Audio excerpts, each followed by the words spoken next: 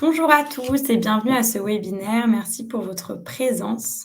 Ce webinaire sera enregistré et disponible en replay sur la chaîne YouTube de l'ANS. Vos micros sont coupés par défaut pour qu'on entende bien nos intervenants et qu'on évite les interférences. N'hésitez pas à poser vos questions dans l'onglet juste à côté du chat questions. Et puis, je vous souhaite un bon webinaire à tous et je laisse la parole à Morgane. Merci Diane. Bonjour à tous et bienvenue dans cette nouvelle séquence de webinaire dans le cadre de la phase de concertation sur le cadre d'urbanisation du secteur médico-social. C'est le 5e webinaire, on en a 7 prévus. Le prochain a lieu jeudi et le suivant la semaine prochaine. On vous fera un petit zoom en effet sur le calendrier des prochains événements. Aujourd'hui, on va se focaliser sur les outils au service de la coordination du parcours.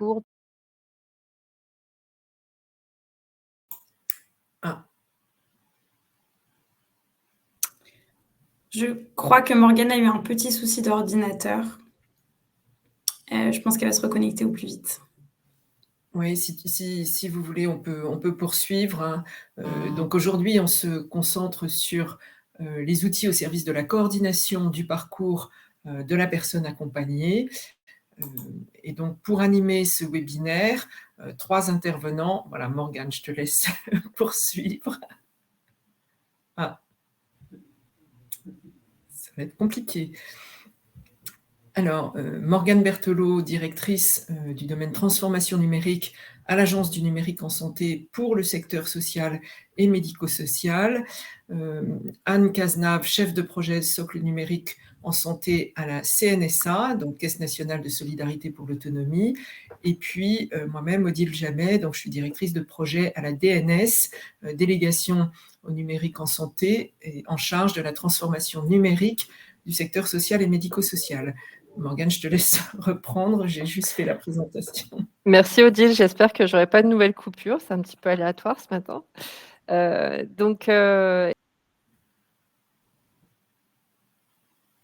Bon, alors je vous propose d'avancer.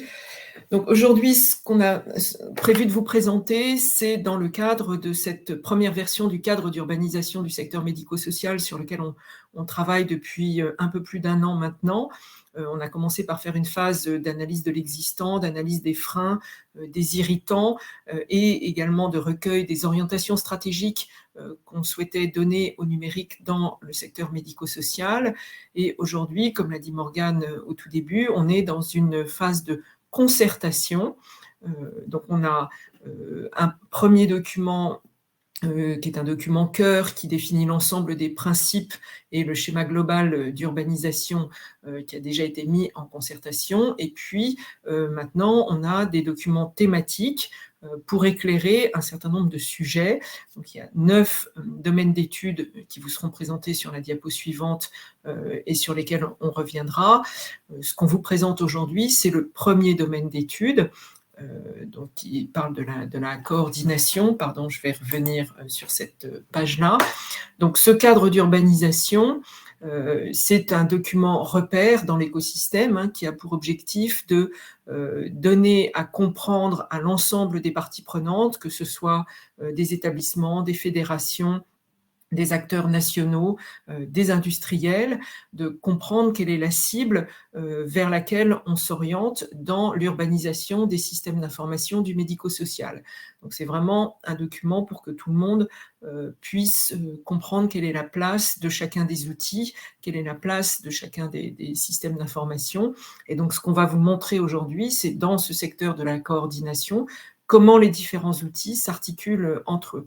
Donc le point de départ, c'est une phase d'analyse de l'existant et d'orientation stratégique. Alors là, j'ai perdu le support, pardon. Phase d'orientation stratégique. Et puis, donc en sortie, le document cœur et puis des fiches domaines d'études qui se veulent le plus concrètes possible, donc dans laquelle on va chercher à illustrer par des schémas la façon dont les différents services s'articulent entre eux et fonctionnent entre eux. Et donc, l'objectif, c'est vraiment de construire avec l'ensemble des acteurs ce schéma général d'urbanisation, ce cadre d'urbanisation. C'est pour ça qu'aujourd'hui, on est dans cette phase de concertation et donc on va vous présenter l'état de nos réflexions actuelles sur ce domaine de la coordination. Et évidemment, c'est le début de la concertation, donc tout ce qu'on va vous proposer aujourd'hui est soumis à vos commentaires, vos remarques, que vous pouvez faire d'ores et déjà aujourd'hui dans l'onglet « Questions » de ce webinaire, mais que vous pourrez, on vous redira tout ça à la fin du webinaire, que vous pourrez également partager dans les semaines qui viennent, dans le cadre de cette phase de coordination sur le site de l'ANS pour lequel vous avez le lien juste au-dessus. Morgane, je te repasse la main pour la liste des 9 domaines d'études. Oui, on va essayer. Merci encore, Odile. Donc, dans le cadre de ces travaux, en effet, on a essayé d'apporter des réponses à des points durs, des irritants, des zones de flou, et on a fait en sorte, en effet, de catégoriser ces problématiques par domaine d'études pour essayer d'y apporter des réponses qui se projettent donc sur une cible. C'est important de se dire qu'on n'est pas forcément sur le fait d'apporter des réponses immédiates. On s'aligne également au niveau national et collectivement pour justement essayer de projeter une cible qui pourra peut-être prendre un certain temps avant qu'elle se mette en place, mais l'objectif, c'est qu'ensuite, on puisse enclencher les actions pour aller tous dans le même sens. Donc, au niveau de ces points durs ou ces irritants, on a pu les référencer donc en plusieurs domaines d'études. Le premier, c'est celui dont on va vous parler aujourd'hui, qui concerne l'optimisation de la coordination et gestion du parcours de la personne accompagnée, de son aidant ou de sa famille, en lien avec le SMS qui le prend en charge, mais aussi les ESMS partenaires, dans une logique de dispositif, de service autonomie ou de centre de ressources territoriales, par exemple, donc exercice qui nécessite une coordination de proximité. On va également parler des acteurs de la sphère justice et éducation nationale à l'occasion de ces travaux. Le deuxième domaine qu'on a référencé, il concerne les échanges et le partage avec la sphère sanitaire, plus particulièrement centré sur le sujet de l'ordonnance numérique, qui est un sujet qu'on n'avait pas eu l'occasion de traiter de manière pleine et entière dans le cadre des travaux des task force du Ségur médico-social. On l'a grisé aujourd'hui parce qu'en fait, on n'a pas suffisamment de matière, pas suffisamment d'orientation à véhiculer dans le cadre de cette V1. Donc, on n'éclaire pas suffisamment aujourd'hui ce sujet. On va attendre que l'expérimentation ordonnance numérique se passe, notamment dans le cadre des EHPAD, pour pouvoir y travailler plus pleinement par la suite. Donc, c'est pas un Zoom qu'on sera amené à faire dans le cadre de ces travaux. Vous verrez qu'on en a 2 autres dans ce même cas. Le troisième domaine concerne l'orientation de la personne accompagnée en ESMS et se centralise plus particulièrement autour du service via trajectoire et de son renforcement au niveau national qui permet aussi d'adresser donc des parcours aussi bien pour les personnes âgées que les personnes en situation de handicap en établissement ou à domicile. C'était un webinaire qui s'est tenu avant l'été, donc n'hésitez pas en tout cas à le revisionner. Le domaine 4 concerne l'optimisation du parcours des usagers, faire en sorte que son parcours au sein des sites d'information et des portails de services soit le plus fluide possible dans l'accès à l'information, accès à l'offre, accès à ses démarches de demande de droits et prestations notamment, mais également accès à sa santé avec le positionnement de Mon Espace Santé qui ouvre un panel complémentaire de services et donc il va falloir qu'on projette comment Mon Espace Santé s'articule également autour de cette offre de portail d'information et de services. Le 5e concerne l'urbanisation interne à l'ESMS. C'est un sujet qu'on n'a pas pu traiter dans le cadre de nos premiers travaux dans cette V1. On a surtout traité les enjeux d'échange et d'optimisation des remontées de données qui provoquent de multiples saisies pour les ESMS. Et ce sujet-là a été évoqué notamment vendredi dernier à l'occasion d'un webinaire qui mettait en évidence un concept d'orchestrateur de données qui pourrait permettre d'apporter des réponses face à cette sursollicitation et multiples saisies au niveau des ESMS. Le domaine 6 concerne l'automatisation des échanges avec tout ce qui est dispositif à domicile, Internet des objets, dispositifs médicaux, télésanté. Sur ce sujet-là, on a commencé à avancer, mais on n'est pas suffisamment, on va dire, avancé pour pouvoir apporter un éclairage au titre de la V1. Donc, on a un petit peu décalé la phase de concertation autour de ces travaux. Voilà, donc on l'a grisé à ce stade. Vous n'aurez pas forcément d'éléments pour contribuer dans le cadre de cette première version du cadre. On y reviendra ultérieurement. Le domaine d'études 7, c'est un domaine finalement qui sous-tend tous nos travaux. On repart des référentiels qui visent à apporter une sécurité dans le cas des échanges et du partage. On va parler d'identité électronique des acteurs, et quand on parle d'acteurs, on parle d'usagers, on parle de professionnels et de structures. Il y a un référentiel d'identité électronique des acteurs qui a été publié. Il s'applique bien évidemment au secteur médico-social et social. Notre objectif dans le cadre de ce domaine, c'est de pouvoir vous apporter des éclairages concrets sur comment ça s'applique aujourd'hui immédiatement et quelle va être la cible d'application de ce référentiel, aussi bien pour les usagers, comment ils vont se connecter au service, que les professionnels et les structures. Le webinaire a lieu jeudi. Le domaine d'étude 8, donc j'en ai parlé, c'est l'optimisation de la remontée de données à des fins notamment de pilotage et éviter en effet les multiples saisies en ESMS. Et enfin, le domaine d'étude 9 concernait plus particulièrement la fluidification des échanges entre les services APA des conseils départementaux et les ESMS du champ du domicile pour favoriser le maintien et l'autonomie. Il permettait de mettre en évidence le rôle du SI-APA national et du standard ESPADOM qui vise justement à fluidifier ces échanges une fois que le projet personnalisé est validé avec la personne. Il a donné lieu à un webinaire la semaine dernière. Voilà, donc n'hésitez pas en tout cas à revisionner pour ceux qui n'ont pas eu l'occasion de le voir et pour lesquels vous avez un intérêt plus particulier sur une de ces ou partie de ces thématiques. Voilà, tout est accessible en replay sur notre site. Et donc, on va tout de suite se centrer sur le domaine qui nous concerne aujourd'hui, à savoir la coordination, la gestion du parcours de la personne et quels services mobiliser dans ce cadre. Je vais laisser la parole à Anne qui va vous apporter un éclairage métier sur les enjeux qu'on cherche à éclairer. Bonjour à tous, je vais juste avancer un petit peu. Donc voilà, on est sur la présentation. On va commencer par faire une petite introduction à ce domaine d'étude 1 pour vraiment replacer le cadre de nos travaux. Donc on se situe dans le cadre de la transformation de l'offre du secteur médico-social où le partage de l'information entre les professionnels qui accompagnent la personne nécessite d'une part une adaptation des pratiques professionnelles, mais également des systèmes d'information, du système d'information.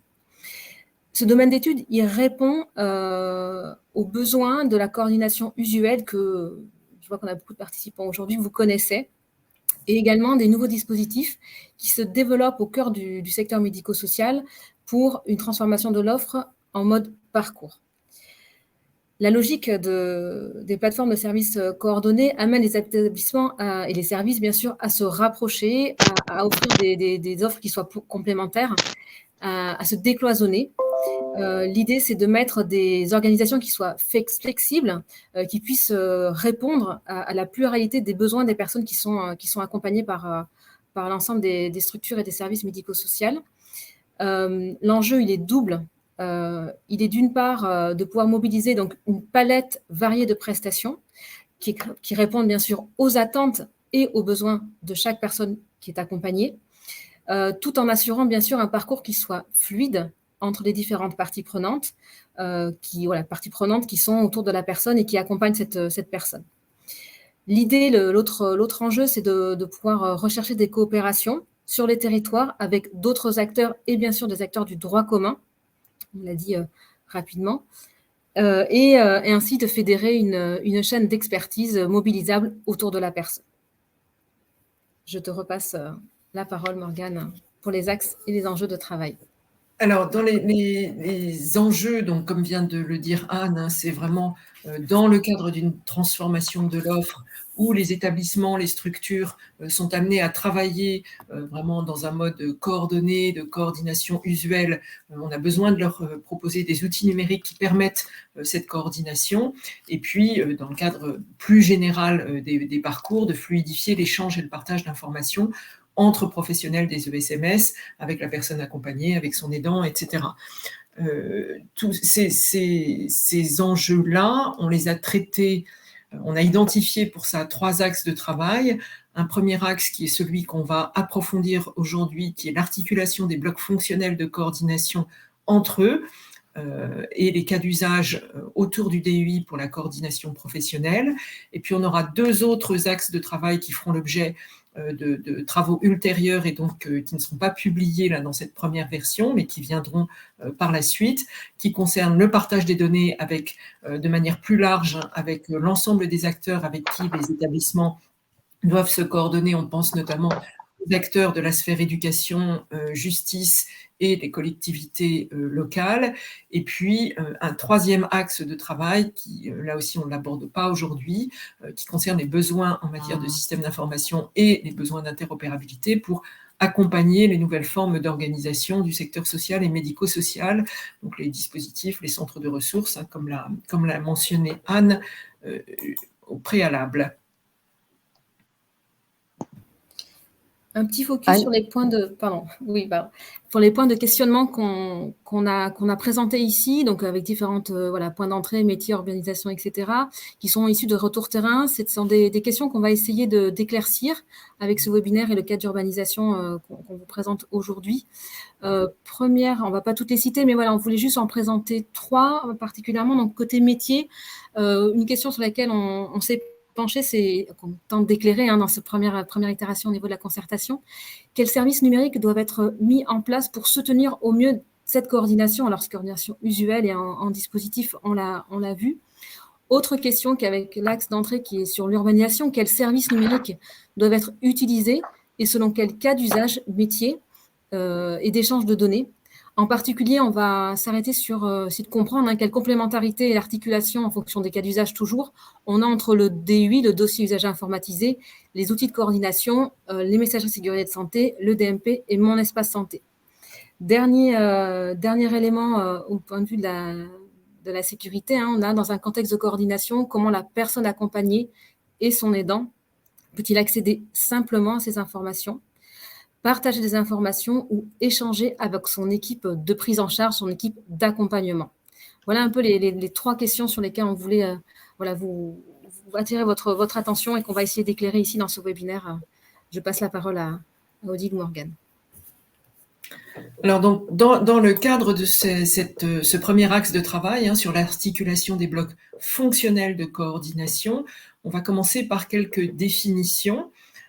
Donc, je précise tout d'abord que là, on se situe dans une cible. Ce qu'on est en train de décrire, c'est une cible fonctionnelle, ce qui veut dire qu'il y a certains de ces outils qui aujourd'hui existent, ont une déclinaison applicative, et puis il y en a d'autres qui aujourd'hui ne sont encore que des concepts, et on est vraiment sur une urbanisation fonctionnelle de comment ces services doivent fonctionner ensemble.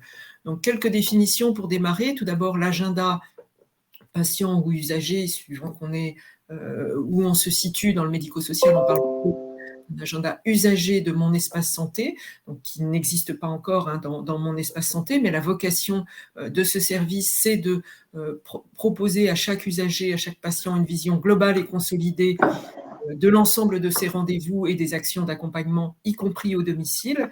On a vue vraiment complète pour chacun d'entre nous de nos différents rendez-vous de santé ou d'accompagnement médico-social.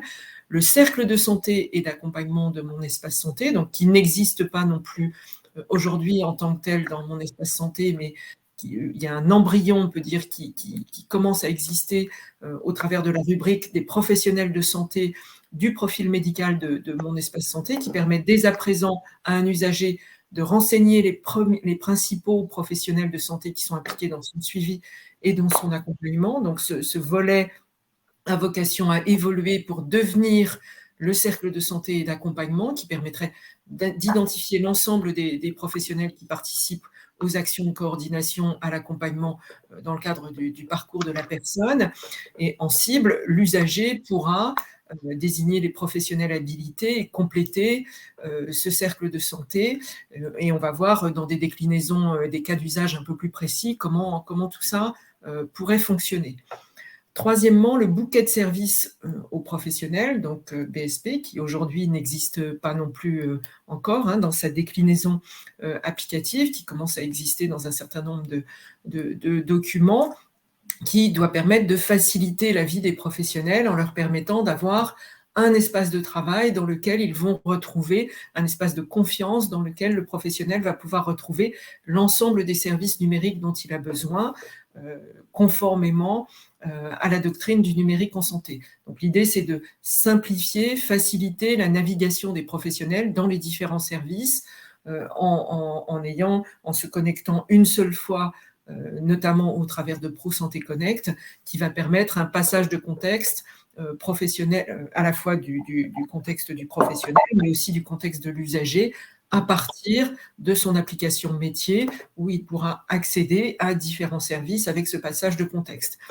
Il y a deux modalités de travail complémentaires qui sont proposées, l'une au travers d'un logiciel, de leur logiciel métier dans une vision intégrée avec des API, et l'autre au travers d'un accès avec le portail web, donc web BSP, qui regroupera des fonctionnalités comme par exemple celle d'Amélie Pro et différentes applications qui pourront être recommandées, enfin différentes applications ou téléservices de l'assurance maladie, et puis également des applications destinées aux professionnels qui pourront être référencées dans le cadre du bouquet de services aux professionnels.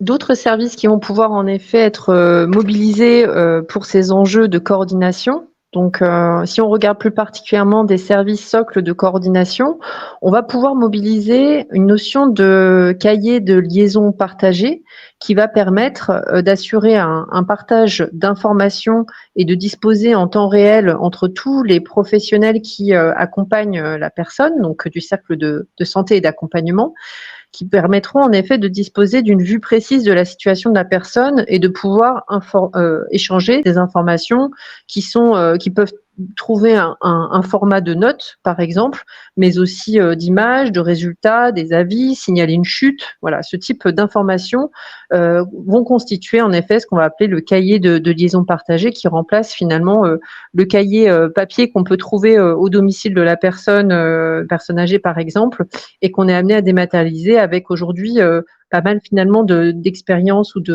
en tout cas de services qui sont mis en place dans les régions dans ce cadre-là pour répondre à ce type d'enjeu. On a également un enjeu de pouvoir mettre en place un système de notification pour faire en sorte que les professionnels du cercle de santé et d'accompagnement puissent être informés de toute nouvelle information, événement qui puisse arriver dans la vie de la personne et pour lequel ils auraient une action en effet de leur côté à réaliser, et donc un système d'abonnement à un service de notification qui leur permettrait d'accéder donc à une information concernant un nouvel événement, une nouvelle note qui aurait été publiée, disponibilité d'un nouveau document, etc. Enfin, également un service qui permettrait de construire en commun le projet personnalisé de la personne, projet personnalisé qui permet de prendre en compte les besoins et les attentes de la personne, de formaliser les objectifs, de réaliser le suivi, de le mettre à jour et de pouvoir le partager une fois qu'il est validé dans mon espace santé, dans le DMP de la personne. Tout ça doit se faire, bien sûr, en articulation étroite avec la personne et avec sa validation. Donc voilà quelques exemples de services de coordination mobilisés. Et on va terminer également par un autre service plus prospectif. Je laisse la parole à Odile. Effectivement, plus prospectif, puisque on doit conduire encore une étude d'opportunité de faisabilité, bien sûr, sur ce service. Donc, c'est un service de prise de rendez-vous entre professionnels. Donc là, l'idée, c'est de faciliter, quand plusieurs professionnels ont besoin de se coordonner entre eux, de faire un rendez-vous entre eux avec ou sans la présence de l'usager, de pouvoir identifier des créneaux communs qu'un professionnel aurait mis à la disposition de la coordination en disant, ben voilà, par exemple, tous les jeudis après-midi, je suis disponible pour des rendez-vous de coordination. Et donc, ce service viendrait identifier, à partir des professionnels du cercle de santé, la liste des créneaux où le service déterminerait le meilleur créneau selon les plages de disponibilité de chacun pour créer ce rendez-vous dans les agendas des professionnels des participants. Et donc, si l'usager doit y participer, ce service irait également regarder dans l'agenda Mon Espace Santé pour vérifier si l'usager, le patient est disponible, et donc il serait, le cas échéant, associé à ce rendez-vous. Alors, je redis la petite mention qui est en rouge au bas de cette diapositive, hein, c'est ce que j'ai dit 2 diapos avant au début des définitions. Les schémas qu'on va voir là dans les pages qui suivent, c'est une représentation fonctionnelle de ces différents services de coordination, indépendamment du fait qu'aujourd'hui, pour certains d'entre eux, il peut exister d'ores et déjà une déclinaison applicative. Par exemple, dans les solutions de e-parcours, les solutions régionales, on peut avoir, dans un certain nombre de cas, un cahier de liaison ou d'autres services qui existent, ou un agenda partagé. Donc là, aujourd'hui, ce qu'on présente, hein, c'est vraiment une vision fonctionnelle de ces services-là. Et il faudra qu'on étudie, mais ça on le redira à la fin, dans quelle mesure certaines de ces applications existantes, par exemple e-parcours, peuvent apporter des réponses d'ores et déjà à ces services fonctionnels qu'on vous présente aujourd'hui. Merci Odile. Donc je pense que ça répond notamment aux questions de Marie et de David Ferrer concernant justement ce qu'ils évoquaient sur les outils parcours. La question n'est pas du tout de se dire est-ce qu'on remet en question, est-ce que c'est obsolète ou quoi que ce soit. C'est pas du tout ça la question. C'est qu'aujourd'hui en effet on n'est pas en train de traiter, on est en train de traiter un volet fonctionnel. On n'est pas en train de définir comment est-ce que ça va se mettre en place de manière applicative, comme l'a évoqué Odile. Et on doit en effet s'assurer à un moment donné dans le cadre d'une étude, ça fait partie des actions qui sont identifiés en fin de ce webinaire, vous le verrez, comment est-ce que les outils en place permettent en effet de répondre pleinement à l'ensemble de ces cas d'usage. On va peut-être prendre d'autres questions. Est-ce que nous avons à disposition des éléments de communication et d'information à destination des usagers du secteur sur le partage des données personnelles et qui nous concernent dans le cadre de cette urbanisation ? J'aurais tendance à dire, mais je vous laisserai compléter, Odile et Anne, qu'il existe en effet des fiches qui sont pédagogiques sur ce qu'est une donnée de santé, notamment, et comment est-ce que finalement les professionnels sont amenés à échanger et partager dans le cadre de leur accompagnement. Donc, il y a déjà des documents pédagogiques qui existent. Autour de Mon Espace Santé, il y a également beaucoup de choses qui existent sur la présentation de ce qu'est Mon Espace Santé, ce que ça permet de faire et comment est-ce que les données sont également protégées, comment est-ce que l'usager a la main également sur ces données. Voilà, donc il y a des choses qui existent dans ce cadre-là. Je ne sais pas si ça répond complètement à la question. Et puis enfin, sur l'identification des usagers, se fera-t-elle via l'INS ? Oui, aujourd'hui, dès lors qu'on parle de données de santé à caractère personnel, on s'inscrit en effet dans le référencement des données de la personne avec l'identité nationale de santé. N'hésitez pas à poursuivre en effet les questions dans l'onglet questions, on tentera autant que possible d'y répondre. On va poursuivre avec donc quelques approfondissements. On vous a présenté des concepts en effet de services, comme l'a évoqué notamment Odile. On va cette fois-ci instancier ça sur des cas d'usage. On va démarrer par le cercle de santé et d'accompagnement, en projetant, comme on vous l'a dit, comment est-ce que ce cercle de santé et d'accompagnement serait délivré par Mon Espace Santé. Tout d'abord, en préambule, comme vous verrez ces schémas sur les planches qui vont suivre également, on va regarder un petit peu en détail comment est-ce que les schématisations sont faites pour que vous puissiez vous repérer. Donc, on a les SI producteurs d'informations, que sont le SI des ESMS, par exemple, le SI des professionnels de santé, le SI des structures de coordination qui sont matérialisés sur le schéma avec une brique en couleur orange pour le SMS, professionnel de santé en rose et violet pour les structures de coordination. Chaque acteur est amené à utiliser son logiciel métier, son outil, son logiciel de professionnel de santé. Dans le cadre de l'ESMS, on appelait ça son dossier usager informatisé et pour le reste, on appelait ça plutôt un logiciel métier. Les services socles sont référencés dans une brique plutôt verte. Vous verrez donc, notamment dans cette planche-là Mon Espace Santé qui figure de cette manière-là. Et puis, vous avez les acteurs qui sont schématisés par des petits icônes. La personne elle-même, les acteurs de la coordination, on a une petite carte de France, les professionnels de santé avec un stéthoscope et puis les structures avec un bâtiment. Et enfin, le bouquet de services professionnels que vous voyez qui prend une part assez importante mais qui est en pointillé. Pourquoi est-ce qu'on l'a représenté comme ça? Puisque comme vous l'a dit Odile, la logique du bouquet de services professionnels met en évidence un enjeu de référencement des applications des professionnels pour garantir leur conformité en cible à la doctrine du numérique en santé, et puis la possibilité en effet d'échanger de manière plus fluide ou d'avoir un parcours professionnel plus fluide dès lors qu'ils intègrent ProSanté Connect et l'INS pour pouvoir envisager de se connecter à différents services en faisant du passage de contexte. Donc, en fait, les logiciels des professionnels de santé peuvent être amenés, en effet, à être référencés dans un catalogue de services du bouquet de services professionnels. Et donc, c'est comme ça qu'on l'a matérialisé. C'est en pointillé pour évoquer qu'ils sont amenés à être référencés. Aujourd'hui, c'est un référencement Ségur.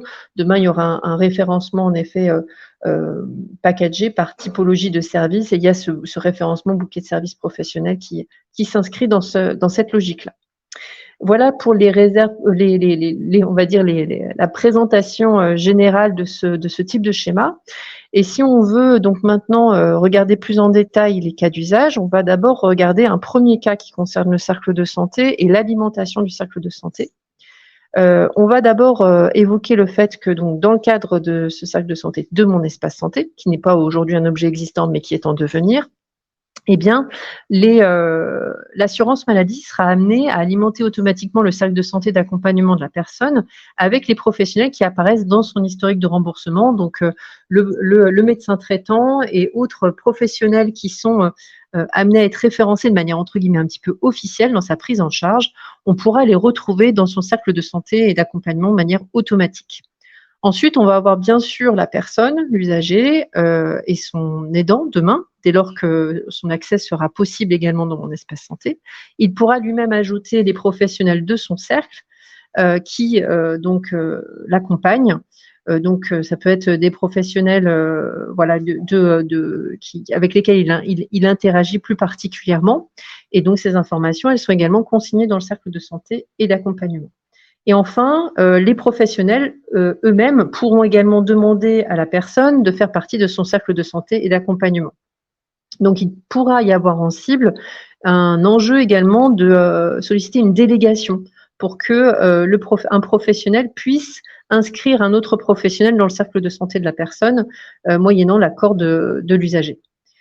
Ce qu'on peut dire également, c'est que le référencement des professionnels dans ce cercle de santé, ça s'appuie sur le RPPS, donc l'identité des professionnels depuis le RPPS, et on pourrait appeler via une API le RPPS pour pouvoir automatiquement inscrire l'identité du professionnel dans ce cercle de santé. Voilà pour le premier cas d'usage, donc l'alimentation du cercle de santé par la personne, par les professionnels et puis par des voies également officielles du réseau de l'assurance maladie.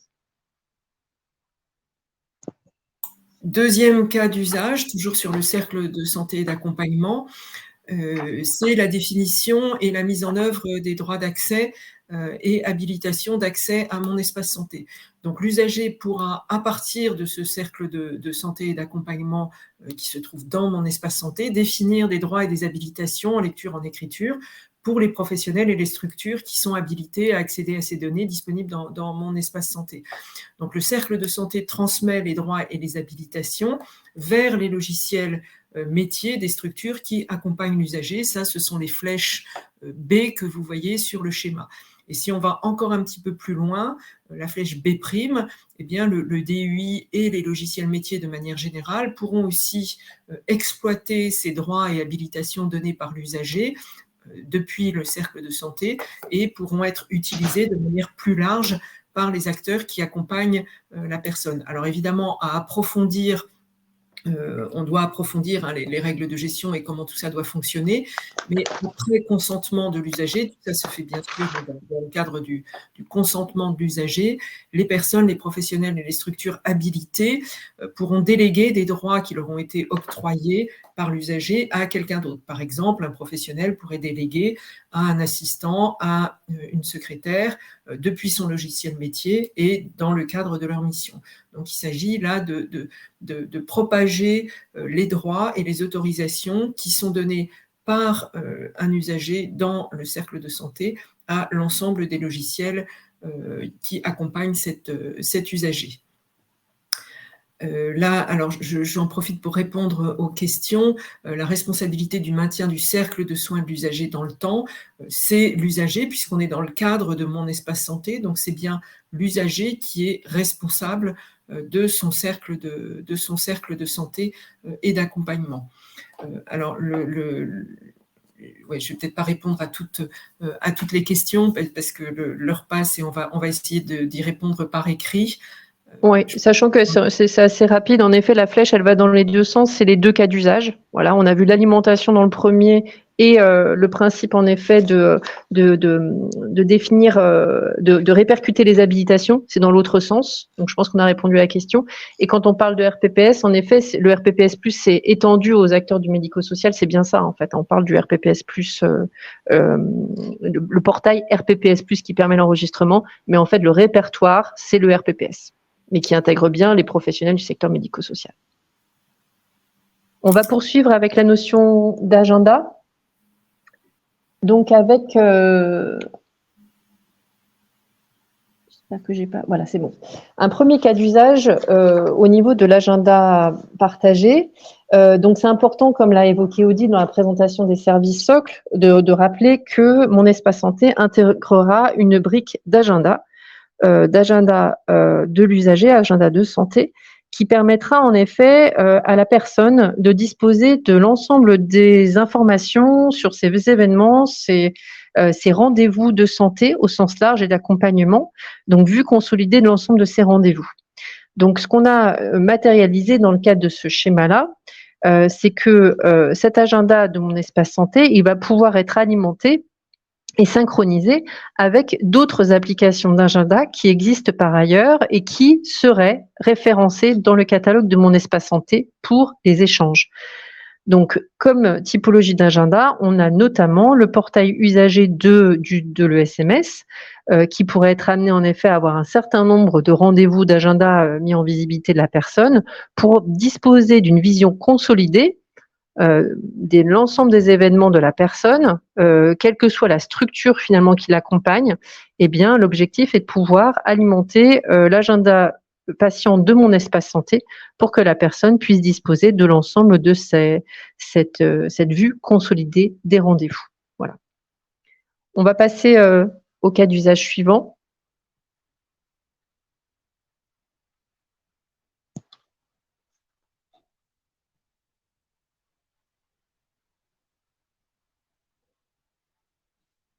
Odile, je te laisse, on t'entend plus. Ah oui, excusez-moi, j'étais en mute, désolée. Donc ce cas d'usage A',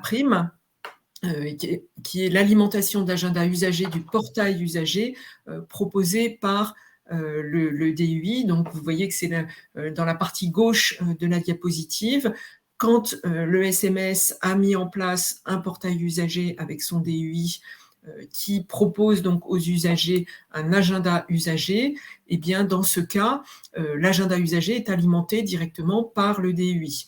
Et si cet agenda est référencé au catalogue de services de mon espace santé, il peut aussi récupérer les informations de l'agenda de mon espace santé. Ça, vous voyez que c'est la flèche A' qui est en bas entre l'agenda de l'usager du portail usager et l'agenda patient de mon espace santé. Et dans ce cas, l'usager, lui, il a deux modalités pour accéder à une vue consolidée de tous ces événements. Soit il les regarde, ces événements, enfin les rendez-vous de son agenda directement depuis son agenda Mon Espace Santé, soit il regarde dans l'agenda usager du portail usager qui est proposé par le SMS. Ces deux agendas doivent être synchronisés et donc le choix, il se fait à sa discrétion, soit des préférences personnelles parce qu'il est plus à l'aise avec un outil qu'avec l'autre, soit au regard des recommandations que l'établissement qui l'accompagne pourra lui donner en lui recommandant d'aller plutôt vers l'un ou plutôt vers l'autre.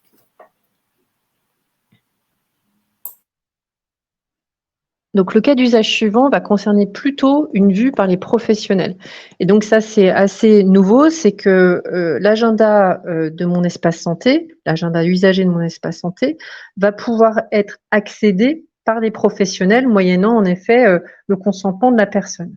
Et ça va se passer par notamment une API qui sera mise à disposition de l'assurance maladie, comme on a aujourd'hui des API DMP pour accéder au DMP depuis les logiciels de type DUI, ou autres logiciels métiers, on aura une API agenda qui permettra au DUI d'alimenter l'agenda patient de mon espace santé, l'agenda usager de mon espace santé, donc de la personne, avec des événements, des rendez-vous qui sont présents dans l'agenda professionnel côté DUI, moyennant bien sûr la pertinence de transmettre ces informations dans l'agenda, en effet, de la personne. C'est forcément des rendez-vous qui font intervenir la personne elle-même, tout ce qui a trait plutôt à des actions de coordination entre professionnels n'ont pas forcément vocation à alimenter en effet l'agenda patient de mon espace santé. Voilà, donc ça c'est important de se dire aussi que les professionnels vont pouvoir bénéficier d'un accès à cet agenda usager de mon espace santé, et c'est l'API mon espace santé délivré par le bouquet de services professionnels qui permettra de le faire. Donc en alimentation, également en consultation, mais bien sûr ce sera sous réserve que la personne ait donné son consentement. Le cas d'usage C, c'est la possibilité pour un professionnel qui intervient dans plusieurs établissements, et donc potentiellement dans ces différents établissements, enfin voire même dans un cabinet de ville, à l'hôpital, etc. Et donc potentiellement dans chacune des structures dans lesquelles il intervient, il y a un outil métier qui est différent. Et donc ce cas d'usage, ce qu'il vise, c'est donner la possibilité à un professionnel d'avoir sa propre solution d'agenda professionnel, d'en avoir qu'une seule, mais de faire en sorte que, donc c'est vraiment son agenda à lui en tant que professionnel, mais de faire en sorte que cet agenda soit synchronisé à partir des autres agendas métiers des structures dans lesquelles il intervient. Donc là, il s'agit de faire en sorte que les structures dans lesquelles il intervient proposent des flux de synchronisation avec des solutions d'agenda tierces. Par exemple, on peut citer Doctolib, on sait que c'est une solution d'agenda qui est assez répandue auprès des professionnels. Le professionnel, ce qu'il veut, c'est quand il va le lundi dans un EHPAD, le mardi dans une MEX, ou le mercredi à l'hôpital et le jeudi dans son cabinet de ville. Je prends des exemples pas forcément complètement réalistes, mais voilà, ce qu'il veut, c'est avoir un seul agenda professionnel à lui, et qu'il n'ait pas besoin d'aller voir l'agenda de l'EHPAD, l'agenda de l'hôpital, ou encore l'agenda du cabinet de ville, ou l'agenda des différentes structures, mais qu'il puisse alimenter l'agenda des DUI ou des logiciels métiers avec des nouveaux rendez-vous qu'il a créés dans son agenda professionnel, ou récupérer à partir des agendas professionnels ou des agendas du DUI ou des logiciels métiers, les rendez-vous auxquels il prend part, et donc que tout ça soit consolidé dans son agenda professionnel, celui qu'il utilise au quotidien. Donc c'est important de prévoir que les professionnels, encore une fois, quand ils interviennent dans plusieurs structures, ils puissent choisir leur solution d'agenda indépendamment de celle des structures dans lesquelles ils interviennent, et qu'ils puissent avoir une solution unique qui consolide l'ensemble de leurs rendez-vous. Voilà, et ces solutions seraient référencées dans le bouquet de services aux professionnels. Concernant donc ce cas d'usage, on se situe dans une situation où on a besoin de pouvoir identifier un créneau de disponibilité commun entre plusieurs professionnels qui interviennent donc dans l'accompagnement de la personne.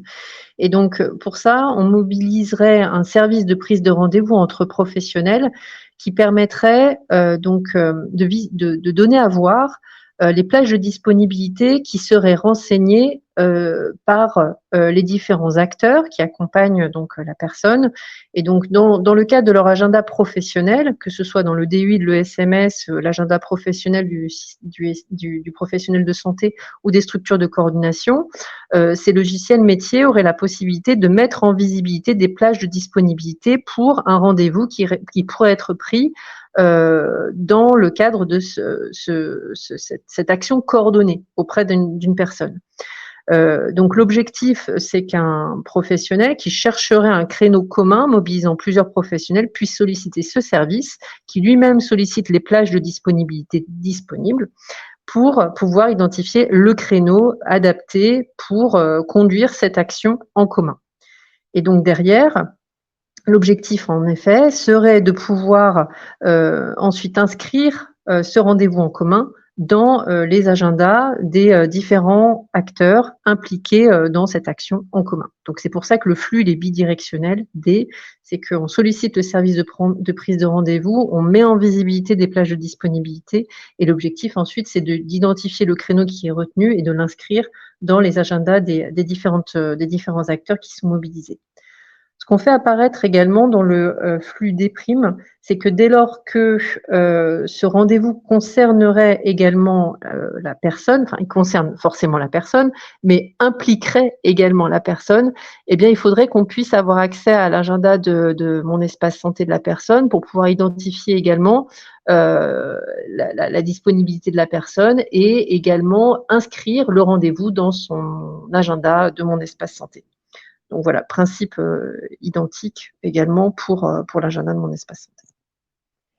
On va peut-être prendre un moment pour répondre aux questions avant de passer sur une autre thématique. La prochaine thématique sera sur le projet personnalisé.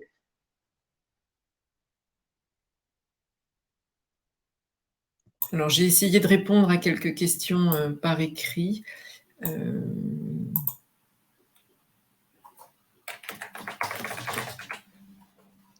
Ouais, je pense qu'il y a certaines questions auxquelles on a déjà répondu, notamment sur l'alimentation de l'agenda Mon Espace Santé par des applications professionnelles, ça on l'a vu. Donc c'est à la fois des applications usagées, agenda usagé référencé au catalogue de Mon Espace Santé, mais aussi l'agenda des DUI ou des professionnels de santé, moyennant en effet l'appel de cette API qui serait mise à disposition faire de l'accès à l'agenda, alimentation et consultation. Alors, je ne comprends pas forcément très bien la question sur ou la remarque, et si l'usager ne donne pas suite à la proposition de rendez-vous, y aurait-il un délai de réponse? Il faudrait qu'on approfondisse ça peut-être dans le cadre de cas d'usage plus concrets. Là, c'est vrai qu'on reste sur des grands principes qui nécessitent d'être instanciés dans des cas concrets pour pouvoir peut-être vous répondre un petit peu mieux. Il y a donc obligation de synchronisation des logiciels métiers et des agendas en lien avec l'ensemble des éléments et activités médico-sociaux. Cela comprend aussi au niveau des RPPS+, des professionnels éducatifs, voire les enseignants spécialisés. Alors, je pense qu'on ne peut pas dire qu'il y a obligation, en tout cas, il n'y a pas aujourd'hui obligation. Là, le principe qu'on évoque, c'est une possibilité, en effet, dès lors que le bouquet de services professionnels aura mis à disposition ce qu'il faut pour que les logiciels des professionnels alimentent l'agenda de mon espace santé, ce sera en effet à évoquer avec les professionnels du secteur de se dire est-ce qu'on le rend obligatoire dans les solutions du marché pour que l'agenda de mon espace santé puisse être alimenté par les professionnels.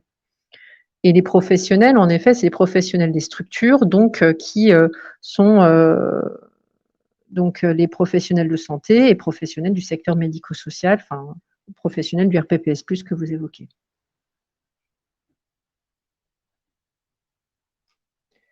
Comment serait pris en compte l'adresse du rendez-vous, un des pros, le domicile de l'usager? Je pense que là, on rentre dans un niveau de précision qui dépasse bien largement, en effet, les concepts qu'on est en train de partager ensemble. Donc, pour que tout ça puisse se mettre en musique et en application, en effet, il y a encore tout un tas de réflexions à conduire. Donc, j'aurais tendance à dire que c'est des choses auxquelles il va falloir qu'on réfléchisse, en effet, par la suite. Oui, là, on rentre dans des règles de gestion qu'on n'a pas encore définies. On est vraiment sur un schéma global de fonctionnement. On passe à la suite, Odile, avec le projet personnalisé? Oui. Alors, autour du projet personnalisé, donc un premier cas d'usage qui est la construction de ce projet personnalisé. Donc, on part du principe avec les flèches A que vous voyez de chaque côté de mon espace santé et du DMP, que le dernier projet personnalisé en vigueur, il a été partagé par la structure dans le DMP de l'usager de façon à ce que tous les professionnels de l'accompagnement, qui vont être amenés à accompagner la personne dans la période à venir, puissent en prendre connaissance. Et donc, c'est à partir de cette base de travail que les différents acteurs vont utiliser un service socle de coordination qui serait un outil qui permettrait, un outil collaboratif qui permettrait de co-construire le futur projet personnalisé de la personne accompagnée avec selon les référentiels métiers, comme par exemple Séraphin PH, donc depuis le recueil des besoins de la personne, le recueil des objectifs et des modalités d'accompagnement, les ressources disponibles, etc. Et donc c'est un service collaboratif de co-construction entre les différents intervenants, entre les différentes structures qui accompagnent la personne. Vous l'avez compris, on se situe toujours dans un cadre de coopération multi-partenaires, multi-intervenants. Et donc là, l'idée, c'est de promouvoir, de mettre en place ce service de projets personnalisés co-construits. Là aussi, on est vraiment encore dans un état de début de ces réflexions. Donc évidemment, toutes les règles de gestion qui encadrent la construction de ce projet personnalisé restent à approfondir. Et une fois le projet personnalisé ou validé a été finalisé, validé avec l'usager, eh bien, il est mis à nouveau à disposition de tous dans le DMP via le flux A qu'on retrouve ici. Donc, on est dans une boucle finalement d'élaboration un peu systématique. On repart toujours de la dernière version pour pouvoir construire la version suivante du projet personnalisé. Sur le cas d'usage suivant, on est dans la déclinaison du projet personnalisé, donc en local. L'objectif, en effet, est de simplement évoquer que dès lors que le projet personnalisé il est validé, partagé, confirmé avec la personne, on va pouvoir enclencher des actions. Et donc, chaque structure, donc le SMS, mais aussi les acteurs de la coordination, ils vont pouvoir, dans leur logiciel métier, intégrer le projet personnalisé et pouvoir intégrer également dans leur agenda professionnel les rendez-vous que cela suppose pour pouvoir mettre en œuvre ce projet personnalisé. Donc, un lien très fort entre le projet personnalisé lui-même et l'agenda qui va permettre en effet de mettre en application les actions identifiées.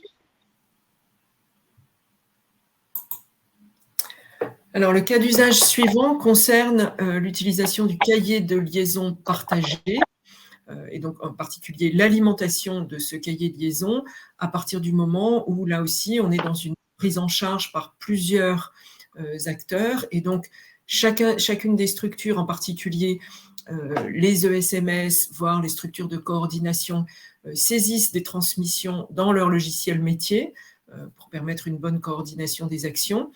Et donc, c'est des transmissions qui peuvent soit rester au niveau de la structure elle-même, soit, si elles ont vocation à être partagées dans le cadre d'un cahier de liaison partagé, donc avec d'autres acteurs, eh bien, ces transmissions, elles seront taguées, entre guillemets, cahier de liaison partagé. Et donc, elle serait consolidée dans un service socle de coordination qui serait le cahier de liaison partagé à visée de coordination entre professionnels des différentes structures. Donc, ça permet aux professionnels de disposer d'un espace de confiance dans lequel ils peuvent partager des informations. Alors, il y a bien sûr des droits à gérer. Le cahier de liaison partagé, il peut contenir à la fois des informations qui sont destinées à tout le monde, y compris peut-être à la famille, qu'on n'a pas représenté ici, et peut-être même à l'usager lui-même également.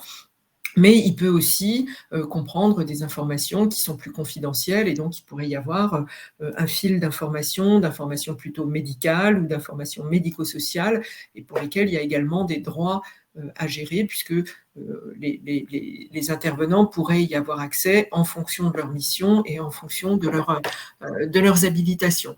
Donc tout ça est également à approfondir. On approfondira, donc on l'a dit ici, mais c'est une remarque d'ordre général, on étudiera dans quelle mesure les briques de cahier de liaison des solutions e-parcours peuvent apporter des réponses à ces besoins. Donc là, il faut que lorsque les professionnels appartiennent à une même équipe de soins, le consentement du patient au partage des informations est présumé. Et enfin, dernier point, cahier de liaison partagé existe aujourd'hui dans le cadre d'interopérabilité, et donc on se base sur les fonctionnements et les règles d'interopérabilité on se baserait plus exactement sur les règles d'interopérabilité et de fonctionnement qui sont définies dans le CISIS. Sur la brique suivante, on va simplement reparler notification par rapport à l'ensemble des services qu'on a pu voir. C'est important en effet que les systèmes d'information des structures, des acteurs qui interviennent de manière proche dans la coordination donc des actions autour de la personne, dans son accompagnement, puissent être notifiés quand un événement nouveau arrive. Il y a plusieurs natures de notification vis-à-vis des différents services qu'on a pu voir. Ça peut être en effet une sollicitation pour un créneau d'agenda identifié en commun. Ça peut être une note disponible dans le cahier de liaison. Ça peut être une mise à jour du cercle de santé et d'accompagnement. Et puis d'autres natures également d'informations liées à mon espace santé. L'arrivée en effet d'un document dans mon espace santé ou voilà. En tout cas, le service de notification, il est important pour pouvoir créer du lien et garantir en effet que les professionnels soient au courant des derniers événements. La fréquence, la manière dont ça doit se passer, ça c'est défini en effet par ce service, et la manière dont la communication doit se faire, comment est-ce que la notification arrive, doit être également définie par ce service. Voilà. Donc c'est vraiment un service complémentaire aux différents autres qu'on peut qualifier presque de service un petit peu support ou technique, donc très important pour que ça puisse fluidifier les interactions. On en arrive au bout de cette présentation des différents services. Avant de passer aux prochaines étapes dans les quelques minutes qui nous restent, on va peut-être reprendre quelques questions.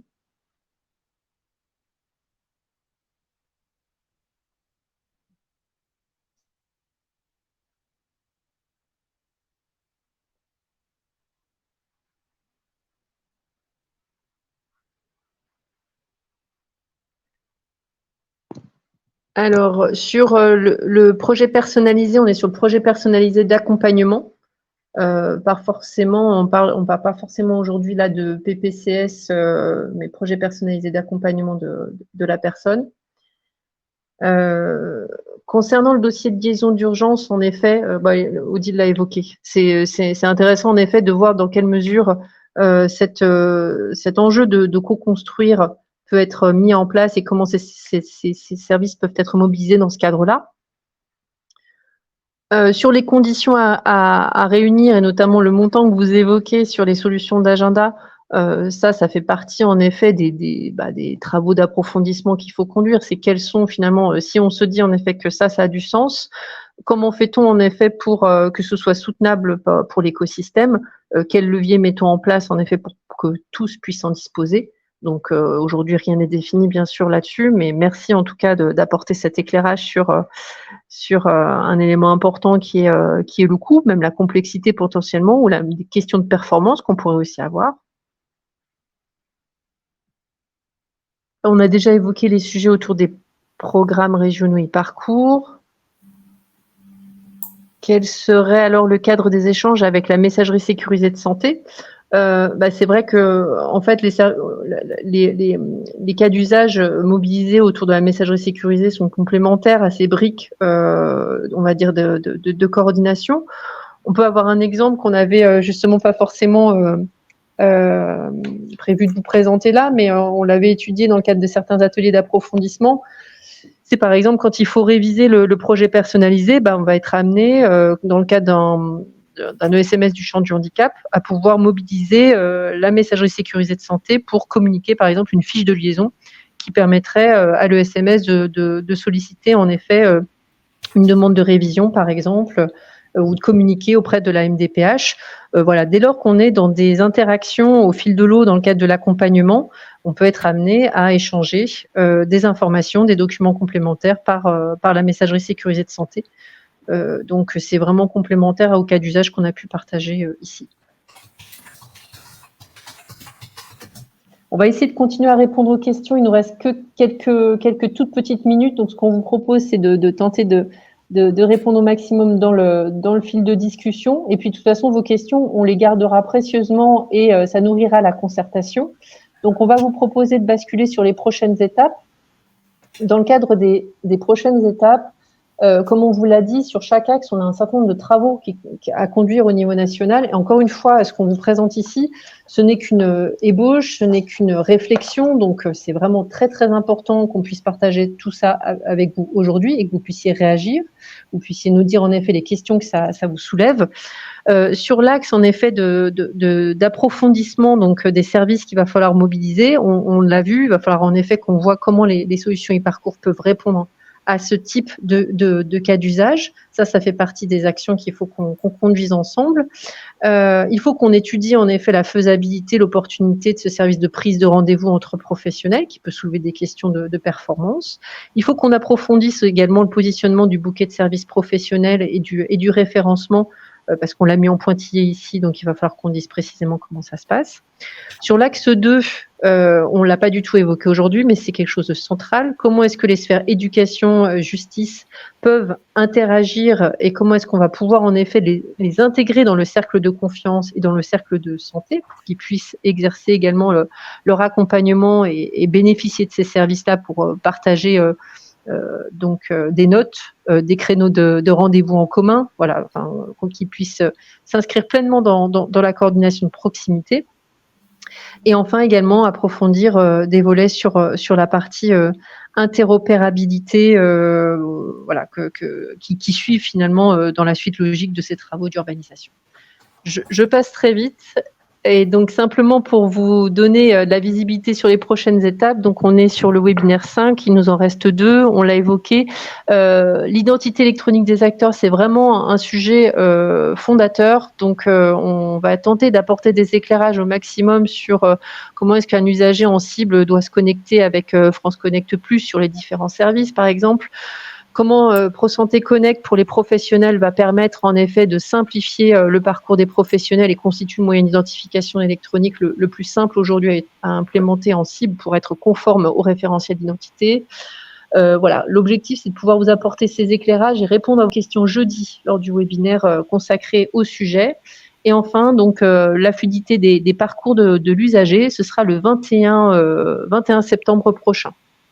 Donc, on vous remercie beaucoup, en tout cas, pour votre présence, pour vos nombreuses questions. On est ravis de pouvoir partager ces réflexions avec vous, que la concertation puisse enfin s'ouvrir sur ces sujets de coordination. Il y a encore plein de chemins à parcourir, vous l'avez vu, plein de sujets à soulever. Et sans vos questions, sans vos retours, on va passer à côté forcément de plein de sujets. Donc, on vous invite via le site participer.isanté.gouv.fr à laisser vos contributions ou à nous contacter pour nous communiquer donc les questions que ça soulève ou les sujets que vous souhaiteriez plus particulièrement voir apparaître ou approfondir. Il y a un certain nombre de documents qui sont déjà en concertation, n'hésitez pas à les consulter. Donc l'AV1 dans sa globalité avec le schéma fonctionnel, l'analyse de l'existant, les documents autour de l'orientation. Vous en aurez d'autres qui vont être publiés très prochainement. Donc la concertation suit son cours et ne peut se faire qu'avec vous. Donc on compte sur vous. Un grand merci à tous. Merci à tous. Merci à tous. Merci à tous pour votre présence à ce webinaire et merci à nos intervenants. Je vais pouvoir terminer l'événement.